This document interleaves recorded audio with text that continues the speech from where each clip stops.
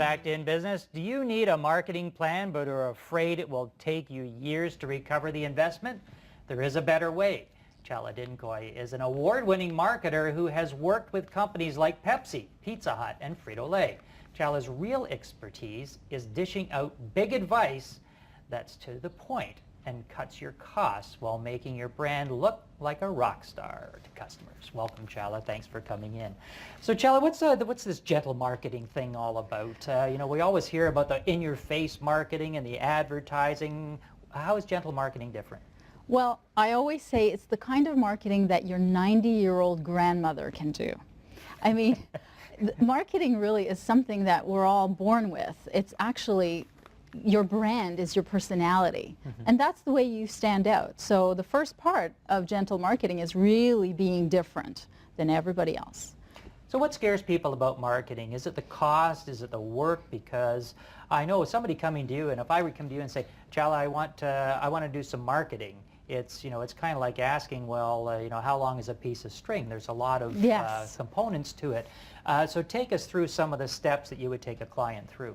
Well, your point about there are so many different ways of market, that is the biggest problem with marketing, is that people are overwhelmed by the choices and they're afraid of making the wrong one. So in the end, they just end up doing what their competitor is doing, or doing nothing, or doing all the wrong things. So the first part about marketing is knowing who you are and what you stand for. The second part is finding a niche. Again, marketing is really only finding people in pain and getting in front of them and telling them that you can help them. That's all marketing is. So find the people who are in pain, who you can help, and tell them that you can help them in a way that they can hear you. So you make it sound so easy. Well, and that's what it is. Because we are all brought to this earth for one reason, is to help someone. And we have all this background and experience to help a very specific someone. So get it right, get it straight, and get in front of them. So you just have to find out who the person is that needs your help. The most, absolutely. So what are some of the things that people do that you just cringe at? That either you see them, they're doing it, and then they come to you and they say, Chala, I need your help in marketing. And you look at what they've been doing, you go, oh my goodness, what the heck were you thinking? Or something outside of your realm of clientele that you've seen that are just some of the worst marketing nightmares that you've witnessed? Well, there are so many of them. We could be here, you know, for hours. But the major one, and this is one that even successful businesses do, is that they don't pick a very defined niche. So they think they can be everything to everyone, and once they find the lowest hanging, the most in pain group that they are the best fit for, then market to them where they are with the messaging that says, I know your pain and I understand your pain. That's the best way. Some of the bad stuff that I've seen is the hard sell, is like, buy me, buy me, buy me. Other stuff is going in their face. I mean, I was at a gala last week, and a woman I was with got up and she gave her card to every single person at the table at this gala. Yeah, and so, I mean, these are things that we're familiar with, and I'm not sure that they work. They're certainly not gentle. They're not authentic. And the people who are doing them, they're not doing it because, you know, they're trying to be aggressive.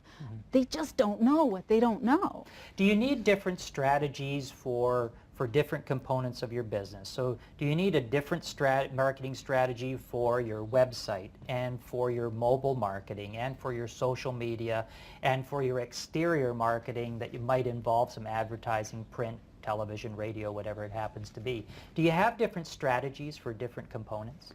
You know, you're going to maybe hate me for saying this, but I'm a simple gal. I would never. You would never hate me. I could never hate you. And I'm such a simple caveman, I'll believe anything you tell me. Exactly. Well, the whole idea is everything is so simple. And the simplicity is your strategy should be the same thing all across everything that you do. And the strategy has to be based on how can you help the people who are in pain. That's all it is. And so the messaging needs to be, I understand you and I can help you, and this is how I've helped others. And that's what the whole testimonial thing is. That's what the case studies are all about. That's what the statistics are all about, right? So that messaging, that strategy has to be everywhere. everywhere. So it's all about, I think, as you marketing kids stay, about staying on message. Yes, you can say it that way. You can say it any way you like, as long as you are in front of the right people, saying the right things all the time. When you are developing that strategy and you are trying to keep it simple, when we talk about simplicity, are we talking about plain? Is that the same type of thing? Is simplicity plain? That's a really good question. You know, I never thought of it that way. Now probably I'm going to scream at night, you know, thinking about this. Thank you very much. My husband's going to thank you for this. It's what I do. You know, I don't think plain is memorable. I'm not much for memorable. I'm not much for plain. Although, you know, I am for simplicity. So if in your mind that means the same thing. Simplicity is like, just don't make it complicated. But I think things that are very relevant to you, to your pain, if it hits you in the heart, to me that's memorable, and that's certainly not plain in any way.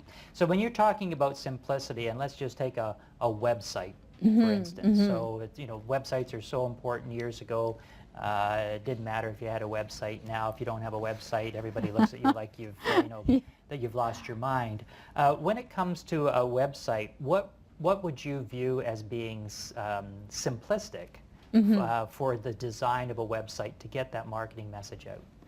Everything is about talking about what people are looking for. So they're looking for solutions. So your web page has to be about a solution to their problem. So it has to have those keywords of their problem and the solution to that problem. And it has to have stories. It has to have the personality to make you different than 10 other, you know, business coaches who are doing the same thing. It has to have the solution. That's what the simplicity I mean. If it doesn't have a solution to their pain, why are they there? They're not there to look at your bio. They're not there to look at, you know, anything, your 10 different pictures. So right? nobody cares about that. No, they care about themselves. They care about, can you help me? Well, I forget the incredibly brilliant person that said this, but there was one person that said, I know that 50% of the money that I spend on marketing and advertising works, and 50% doesn't work. I just don't know which 50% it is. So how do you decide what to spend your money on? What kind of metrics do you employ to find out where's my return on this investment that I'm making? My metrics are very simple. Did I get a client? Did I get a client, and how many? And you know, I also use lots of different ways to market my business. I am doing this here today. I speak a lot. I do a lot of coffee. I can drink coffee like the best of them.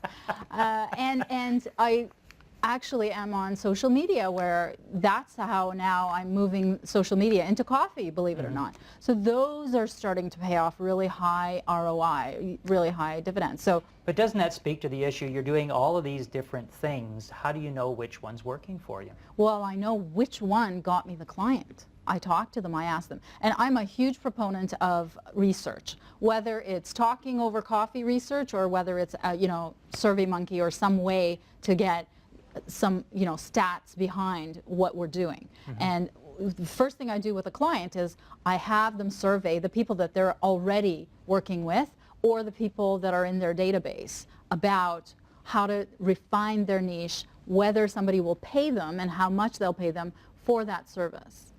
When it comes to surveys, you just mentioned surveys, and I know I get a ton of surveys all the time. How do you intrigue people to take a survey?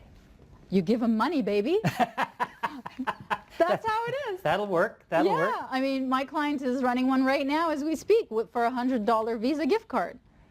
Well, that's perfect. So Yeah. some kind of a gift or a monetary reward? Cash, cold hard Cold cash. hard cash. Forget the gifts. Forget the gift. Cold hard cash works. Cash, baby. It works the best.